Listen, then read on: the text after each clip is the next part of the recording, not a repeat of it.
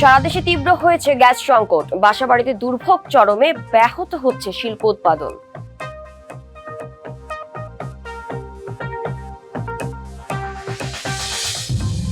সিলেটে চালুর ১.৫ বছরে মুখ থুবড়ে দেশের প্রথম ওয়াইফাই সিটি প্রকল্প। ২২ কোটি টাকার প্রকল্প নিয়ে মুখোমুখি দুই সংস্থা।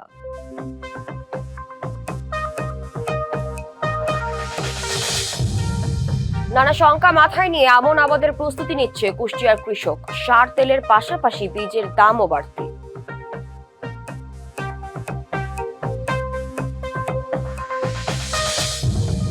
এবং সামান্য বৃষ্টিতেই জমে পানি, ভোগান্তি নিয়ে ১ যুগ ধরে বসবাস সিরাজগঞ্জ পৌরসভার কয়েক হাজার বাসিন্দার। দেখছিলেন মার্কেন্টাইল ব্যাংক ডিবিসি সারা বাংলা সংবাদ শিরোনাম। এবার জানাবো খবরে বিস্তারিত। আপনাদের সাথে আছি সাদিয়া জাহান মিম। এলএনজি টার্মিনালে যান্ত্রিক ত্রুটির কারণে জাতীয় গ্রিডে গ্যাস সরবরাহ উল্লেখযোগ্যভাবে কমে গেছে। এতে দেশের বিভিন্ন অঞ্চলে আবাসিক, শিল্প, বিদ্যুৎ ও পরিবহন খাতে গ্যাস সংকট তীব্র হয়েছে। নারায়ণগঞ্জে কয়েকদিন ধরে গ্যাস সংকটে প্রভাব পড়েছে জনজীবনে। বিপাকে পড়েছেন বসতবাড়ির বাসিন্দারা। ব্যাহত হচ্ছে শিল্প কারখানায় উৎপাদন। সংকটের কারণে শিল্প উৎপাদন স্বাভাবিকের তুলনায় ১৫ থেকে ২০% নেমে এসেছে। প্রায় একই চিত্র গাজীপুরে। গ্যাসের চাপ কম থাকায় বাসাবাড়িতে অনেকে বিকল্প ব্যবস্থা অবলম্বন করছেন। এদিকে বিভিন্ন সিএনজি স্টেশনে গ্যাস নিতে আসা যানবাহনের দীর্ঘ সারি দেখা যায়। গ্যাসের জন্য ঘন্টার পর ঘন্টা অপেক্ষা করেও গ্যাস না পেয়ে ফিরে যেতে বাধ্য হচ্ছেন অনেক সিএনজি চালক ও যাত্রীরা। গ্যাস সংকট নিয়ে আরো খবর জানাতে গাজীপুর এবং নারায়ণগঞ্জ থেকে সরাসরি যুক্ত হচ্ছেন আমাদের সহকর্মীরা। প্রথমে চলে যাব সহকর্মী মাহমুদা শিকদারের কাছে। মাহমুদা, গ্যাস সংকটে শিল্প ও পরিবহন খাতে কি ধরনের প্রভাব পড়েছে, বিস্তারিত জানাবেন। সাদিয়া, আপনি জানেন যে গাজীপুর একটি শিল্পাঞ্চল খ্যাত এলাকায় এবং এখানে ছোট বড় মিলে প্রায় ৪ থেকে ৫ হাজার শিল্প কলকারখানা আছে। এই যে গ্যাসের যে তীব্র সংকট, এই সংকটের কিন্তু সব থেকে বেশি প্রভাবটা পড়ছে শিল্প কারখানাগুলোতে এবং তার পরবর্তী কারখানা যে খাতটি হলো পরিবহন সেক্টরটা।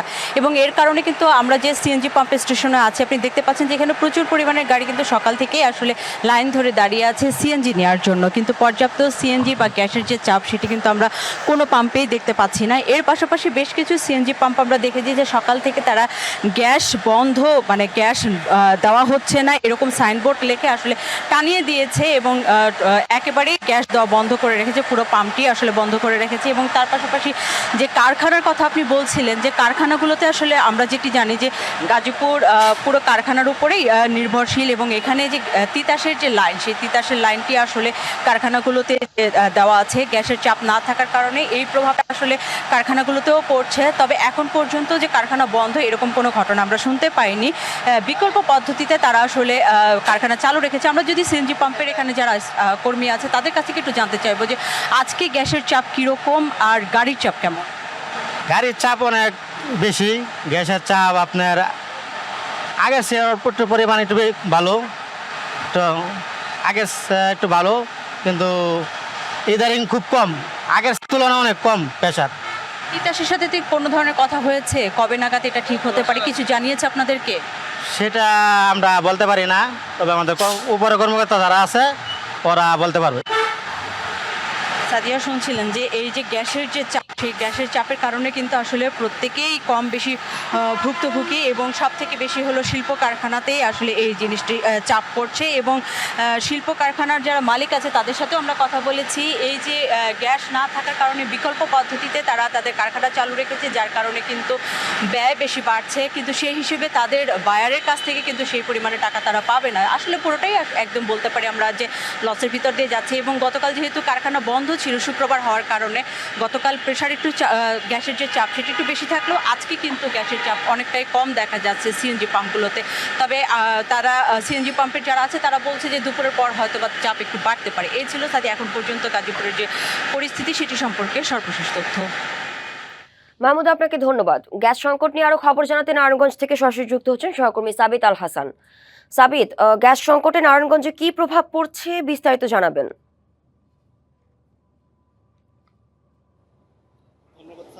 গত 3 দিন যাবত নারায়ণগঞ্জে গ্যাস সংকটের কারণে শিল্প কারখানা এবং পরিবহন সেক্টর কিন্তু ব্যাপকভাবে আসলে ভোগান্তির সম্মুখীন হয়েছে। বিশেষ করে শিল্প খাতগুলো সঠিকভাবে তারা উৎপাদন কন্টিনিউ করতে পারেনি এবং পরিবহন খাতগুলো তো দেখা গেছে এখানকার গাড়ি চালকরা ঘন্টার ঘন্টা দাঁড়িয়ে পর্যাপ্ত পরিমাণ গ্যাস পাননি এবং তারা বলছে যে যেটুকু গ্যাস পাওয়া যাচ্ছে তার পরিমাণ খুবই সামান্য এবং তাতে অর্ধেক জ্বালানি আর অর্ধেক হাওয়া, যে কারণে তারা আসলে পর্যাপ্তভাবে তারা চলাচল ঠিকভাবে করতে পারছেন না। তবে আজ সকাল থেকে এই পরিস্থিতি কিছুটা ভিন্ন বলে জানিয়েছেন এখানকার ফিলিং স্টেশনের যে কর্মকর্তারা রয়েছেন। তারা বলছে যে গতকালের তুলনায় আজকে গ্যাসের চাপ কিছুটা বৃদ্ধি পেয়েছে, তবে এই চাপটা আসলে কতটা আসলে প্রভাব ফেলবে তা আসলে বিকেল নাগাদ বোঝা যাবে। আমরা এখানকার যারা কর্মচারীর সাথে কথা বলেছি যে গতকালের তুলনায় আজকে গ্যাসের চাপ কিছুটা বৃদ্ধি পেয়েছে এবং যে কারণে তারা খুব দ্রুত ভিত্তিতে তারা এখানকার যারা গ্যাস নিতে আসছেন তাদের খুব দ্রুত সরবরাহ করতে পারছেন। আমরা চেষ্টা করব কয়েকজনের সাথে কথা বলার জন্য যে গ্যাসের চাপ কিরকম সেটা জানার জন্য। আমি একটু বলতে চাই যে আজকে গ্যাসের চাপ কেমন পাচ্ছেন, এটা আগের তুলনায় কি একটু বেশি কিনা? ভাই আজকে গ্যাসের চাপ কি একটু আগের তুলনায় বেশি কিনা? হ্যাঁ যারা গ্যাস নিতে আসছেন তারা কি পর্যাপ্ত গ্যাস পাচ্ছেন? না, ওইভাবে তো আর গ্যাস হচ্ছে না, চাপ আগের থেকে একটু বেশি। তারা যেটা বলছেন যে গ্যাসের চাপ আগের থেকে একটু বেশি হলেও পর্যাপ্ত গ্যাস এখনো আসলে দেওয়া যাচ্ছে না এবং একই কথাগুলো জানিয়েছে এখানকার যারা গাড়ি চালক রয়েছেন তাদের। আপনি তো দীর্ঘ সময় দাঁড়িয়ে আসলে গ্যাস নিয়েছেন, আপনার অভিজ্ঞতা কি? কত টাকার গ্যাস নিতে পেরেছেন এবং গ্যাস কতটুকু পেয়েছেন আপনি? 130 টাকার গ্যাস পেয়েছি। গ্যাসের সংকট কম, গ্যাস পাচ্ছি না, আমরা অনেক সমস্যায় পড়ে গেছি। আমরা কোনো কাজ করেও ভাত খাইতে পারতেছি না, আমরা খুব টেনশনে আছি। কতক্ষণ দাঁড়িয়ে গ্যাস পেয়েছেন? মানে 2 ঘন্টা দাঁড়িয়ে গ্যাস পেয়েছি। আচ্ছা, এই গ্যাস দিয়ে কতক্ষণ চলতে পারবেন এবং কখন নাগাদ আবার আপনাকে গ্যাস নিতে হবে? কত 1 ঘন্টার মধ্যে আবার গ্যাস লাগবে। গ্যাস পাচ্ছি না, একবার সেতে বসে না আমাদের।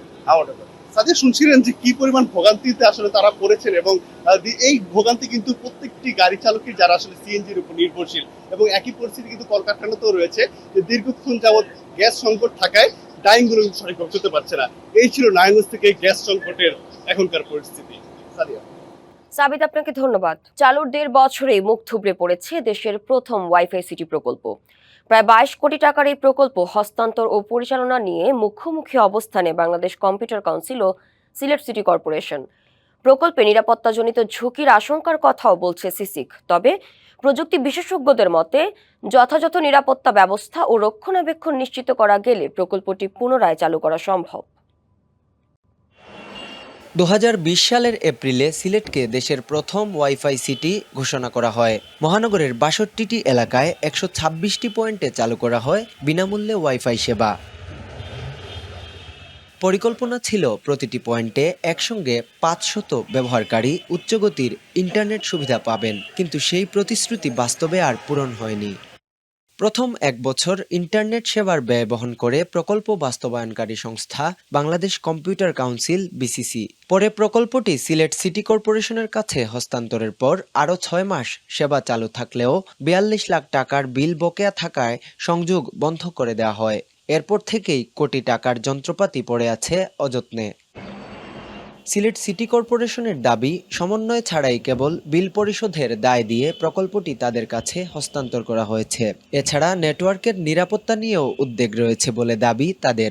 এই সমস্ত পয়েন্টগুলো চালাতে একটু ইন্টারনেট প্রয়োজন হয়। Bangladesh power development pole, BTCL এর পোল শিফটিং, রাস্তা খননের ফলে এখানে অনেক কেবল কাটা পড়ে। এই খাতে আসলে বরাদ্দের কোনো সুযোগ না থাকায় এটি আসলে অনেকটা এখন বন্ধ অবস্থায় আছে। এখানে টেকনিক্যাল কিছু বিষয় আছে, কারণ এই সেটআপ যেটা করা হয়েছে এটা একটা পার্টিকুলার কোম্পানির এরকমভাবে করা হয়েছে, সোর্স কোডটা শুধু ওদের ওখান থেকেই করতে হবে, এটা অনেক ব্যয়বহুল। তবে বাংলাদেশ কম্পিউটার কাউন্সিল বলছে প্রয়োজনীয় সব কারিগরি পরীক্ষা নিরীক্ষা সম্পন্ন করেই প্রকল্পটি বাস্তবায়ন করা হয়েছে। সরকারি বিধি অনুসরণ করেই তা সিলেট সিটি কর্পোরেশনের কাছে হস্তান্তর করা হয়েছে।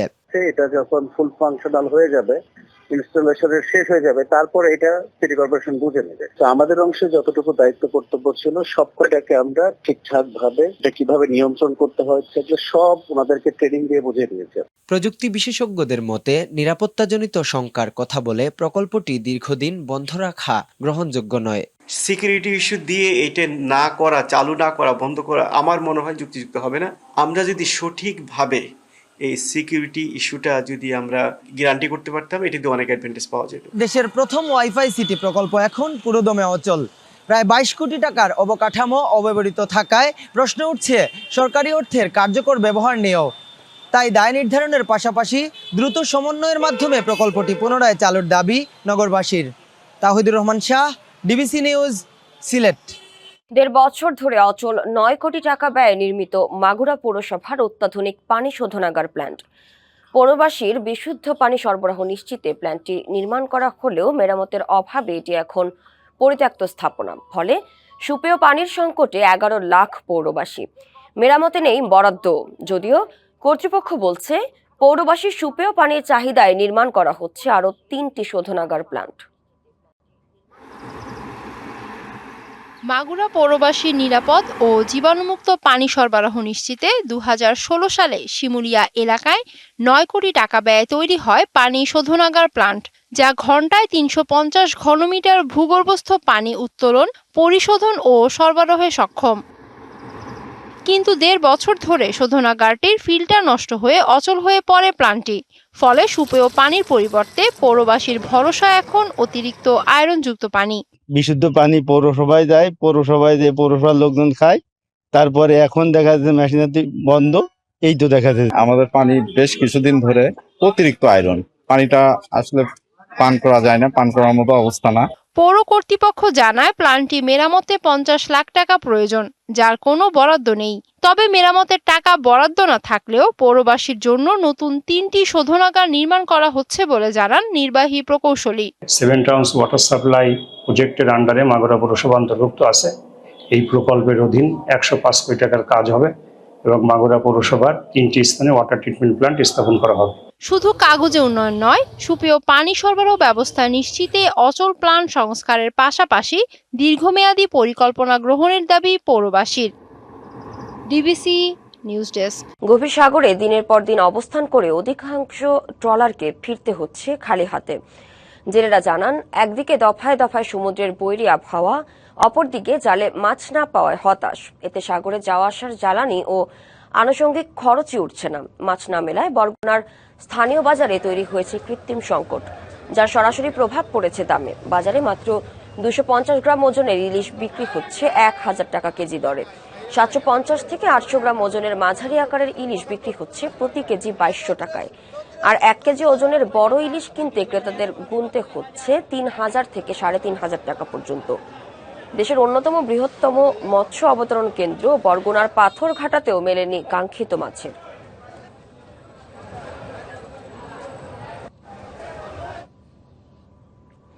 বরগুনার ইলিশের বাজার নিয়ে আরো খবর জানাতে সরাসরি যুক্ত হচ্ছেন সহকর্মী মালেক মিঠু। মালেক, কাঙ্ক্ষিত ইলিশ না পাওয়ায় বাজারে দামে কেমন প্রভাব পড়েছে, সার্বিক চিত্র জানাবেন। আপনাকে ধন্যবাদ। আমি আসলে এই মুহূর্তে রয়েছি বরগুনার দক্ষিণাঞ্চলের সর্ববৃহৎ যে মৎস্য অবতরণ কেন্দ্র, পাথরঘাটা বিএফডিসি বা মৎস্য অবতরণ কেন্দ্র, সেই বাজারটিতে আমি আসলে দেখছি আসলে এই সময়টায় যে বাজারটিতে মাছে আসলে ইলিশের সরগরম থাকার কথা, সেই বাজারটি এখন কারায় কারায় নীরবতা। কিছু সামুদ্রিক মাছ এসে কিছু ইলিশের সেই কাঙ্ক্ষিত সেই দেখাটা খুবই সামান্য বা খুবই কম। এখানে মাছের যে দামের যেটা বলছে, এখানে মাছের দামও কিন্তু এই কম থাকায় কিন্তু মাছের দামও বৃদ্ধি হয়েছে। এখানে কেজির উপরে যে মাছটা পাইকারি বিক্রি হচ্ছে 3000 টাকার উপরে, যেটা আসলে খুচরা বাজারে বিক্রি হচ্ছে 3500 থেকে 4000 টাকা আসলে কেজি করে। অন্যান্য যে ছোট মাছগুলো রয়েছে সেটাও যে 600 থেকে 700 গ্রামের যে মাছটি, সেটাও এখানে পাইকারি বাজারে বিক্রি হচ্ছে 2500 থেকে 2500 টাকা বা 2200 থেকে 2500 টাকার মতো, কিন্তু যেটা খুচরা বাজারে বিক্রি হচ্ছে 3000 টাকার মতো করে। আর এক প্রকার যে মাছের আমি যদি বলি যে এই ঘাটতিতে গত বছর যে 24 জুলাই পর্যন্ত, 1 জুলাই থেকে 24 জুলাই যে ঘাটতিতে গত বছর মাছ ইলিশ শুধু আহরিত হয়েছে 103 মেট্রিক টন।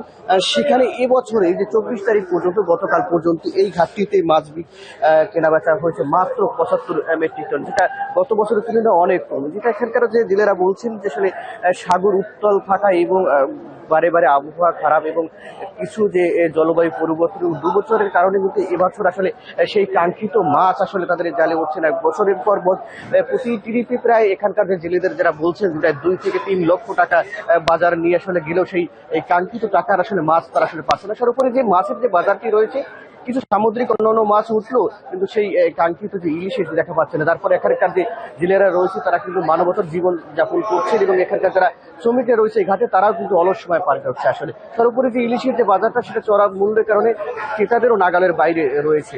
এই ছিল আসলে বরগুনা থেকে সর্বশেষ। সাদিয়া। মালেক, আপনাকে ধন্যবাদ।